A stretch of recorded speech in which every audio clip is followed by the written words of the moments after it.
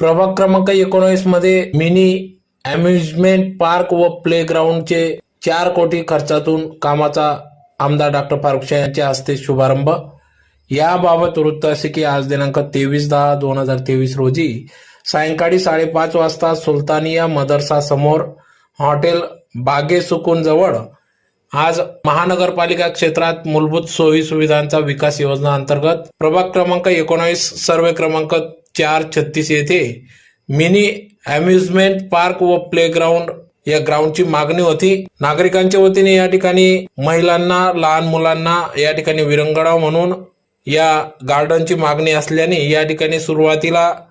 आमदार डॉक्टर फारुख शाह यांनी जिल्हा नियोजनातून निधी उपलब्ध करीत वॉल कंपाऊंड साठी 1 कोटी रुपये मंजूर करून घेतले व सदर वॉल कंपाऊंड देखील उभारण्यात आली।